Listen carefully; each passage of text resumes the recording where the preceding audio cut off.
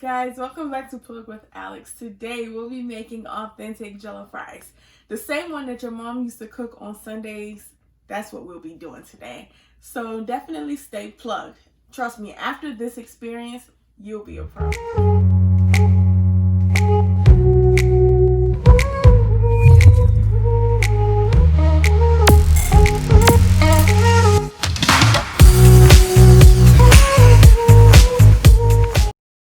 Alright, we're going to start off by cleaning our chicken.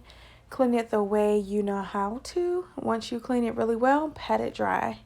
You'll need salt, lemon pepper, some sort of hot pepper, garlic powder, onion powder, and all-purpose seasoning. Now that we have all our seasonings, let's go ahead and put everything in. The exact measurements are in the description. No particular order, just go ahead and dump everything in as desired, or you can follow the measurements in the description. Once you have finished with this, we'll give this a good mix. I'll show you what that looks like in a second.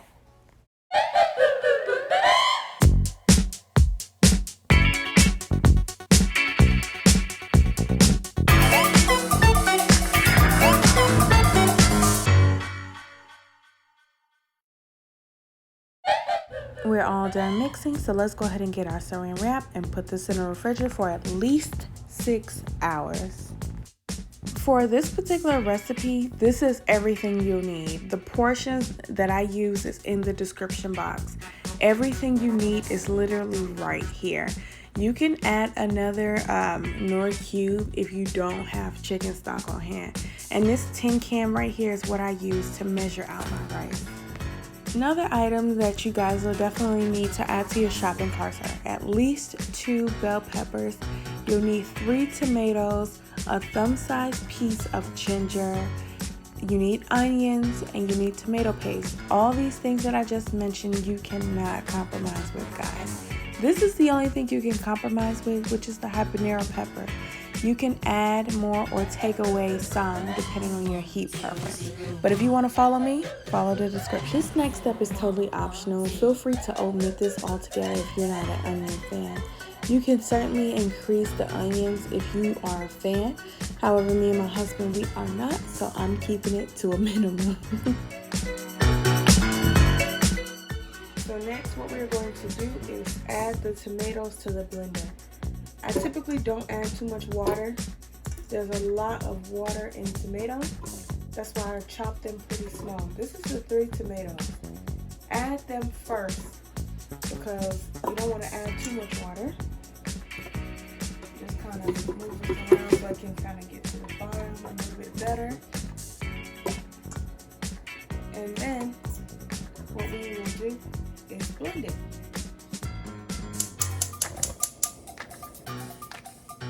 You're going to turn your stove on to about a good medium heat and let this dry completely. I just rinsed this pot, so the reason that we're going to let this dry completely is because when you add oil to water, it doesn't mix. So this oil, I used this for when I made stew the other day. So this is the remaining stew. So this is about half a cup. I'm going to use this for the jollof rice. Once this is hot and dry, I'm going to add the oil here and I'm going to put onions. The pot is hot and dry, so let's go ahead and add our oil.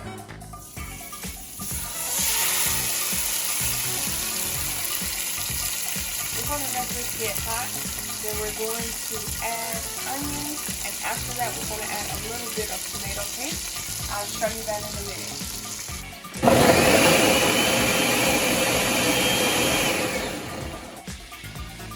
Okay, so we've blended some of the tomatoes. You see, if you look, it is a bit watery. I didn't blend it too well. I just blended it enough to get it going. You see, it's a lot of water content there. So now we can start adding everything else. Depending on your blender, you might have to chop this up a little bit better. Go ahead and add your ginger, your onions, your habanero. Just add everything. You don't have to do everything at once. You can start blending this, let it get nice and processed, then add the remaining. But I will blend everything and I'll show you the consistency that it's supposed to be. So let's go ahead and add the onions to the oil. Y'all, please do not mind my beat up cutting board. I'll be in here cooking, y'all. So let's add the onions to the oil. Keep in mind that this oil I used this just the day before, and this is like the excess oil. So don't mind how my oil looks. Yours will look, I'm sure, 10 times better, but I just needed to get rid of it. So what we're doing here, we're going to kind of let this go until it gets a little bit translucent, then we'll add the tomato paste. So let's go ahead and add the tomato paste. You need a good hefty spoonful of tomato paste. And you want to go ahead and give this a good mix. You want to let this go for at least 3 to 5 minutes before you add your tomato mixture. Okay, so after 3 to 5 minutes, I go ahead and add a sprinkle of curry. This step is totally optional, but y'all, it'll elevate the taste. So you want to go ahead and give that a good mix. And you see how it's starting to look? It's coming together really, really, really well. See? Okay, yeah. That's what you need right there. It's time to go ahead and add that tomato mix. Okay, guys, so this is what the consistency looks like. You see that right there? Yeah, it's ready to go. It's ready to go. So what I'm going to go ahead and do now is increase my heat because I turned it down because that tomato paste was ready. And I'm going to go ahead and pour this in.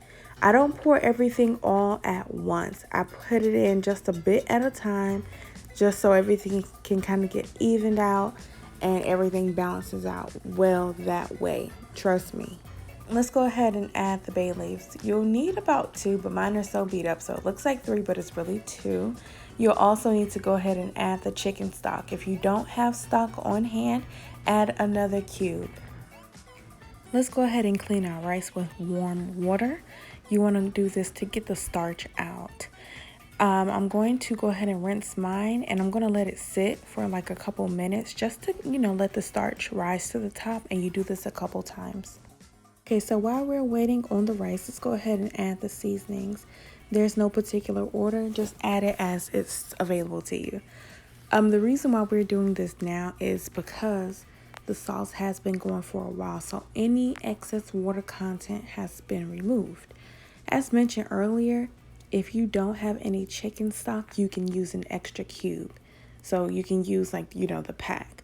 So for me, I'm only going to use 1, being that I do have some stock on hand.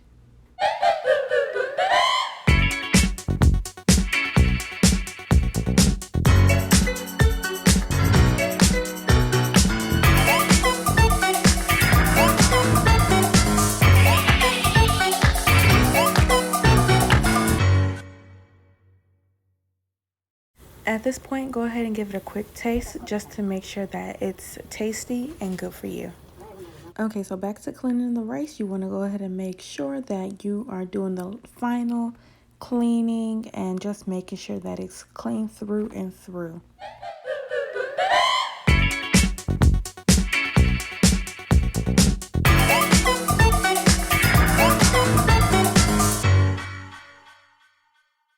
Okay, so let's go ahead and mix it really quickly before we add the rice.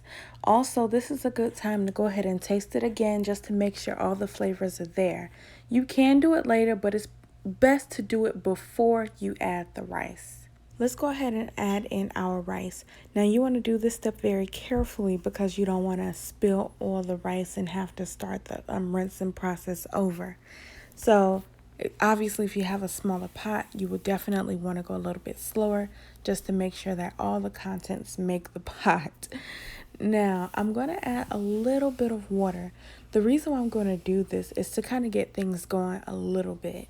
Now, with jollof rice is one of those dishes that you do not need a lot of water content because the steam cooks it. So you want to just add a little bit at a time like I'm doing here. Once you add your water, go ahead and give it a good mix. At this point, let's go ahead and reduce the heat as well. Make sure it's about a good low medium heat. And what we're going to do now is put the aluminum foil on the top. The reason for this is it'll trap the heat causing steam. Remember I said that we don't need a ton of water because of the steam that comes from this particular process. So this is what'll kind of get things going. You want to check your rice every maybe 5 to 10 minutes or so, and if you need water at that point, then definitely add some. Moving on to our chicken. Now, the chicken has been marinated for quite some time now, so I'm going to just add everything to my air fryer. You can bake this, you can fry it, you can do whatever you want, but I am air frying it, and I'm just putting everything into the pan, and I'm going to pop it in for about 10 minutes on each side, and we'll go from there. So I'm going to go ahead and set the air fryer to about 20-25 minutes. That's because I'm going to stop it halfway through and check on the chicken. I went ahead and put it in. After about 10 minutes, this is what it looks like. Let's go ahead and flip it to the other side and get that side cooked as well. Okay, so let's go ahead and check on our rice. And y'all, look at this. It is ready to go. Let me go ahead and mix this real quick because halfway through I did add just a little bit of water and it kind of washed out the tomato and the rice a little bit. So I just want to go ahead and kind of get everything well combined. But as you can see, y'all, this is ready to go. So let's go ahead and let this rest for like a minute or two so it don't burn your tongue, child. And then we'll plate it. And of course, we will go ahead and eat it. All right, y'all. So let's go ahead and get this on a plate. Or you just eat it straight from the pot if you bought that life. My husband said, now, you know food is life if you start doing a praise dance. So this is what it is, guys. This is the final result. Let me know in the comments if you made this. And definitely send me your pictures. I love them. Comment, like, subscribe, share with your friends so they don't have to get any of yours. Until the next time, guys, thank you so much for watching.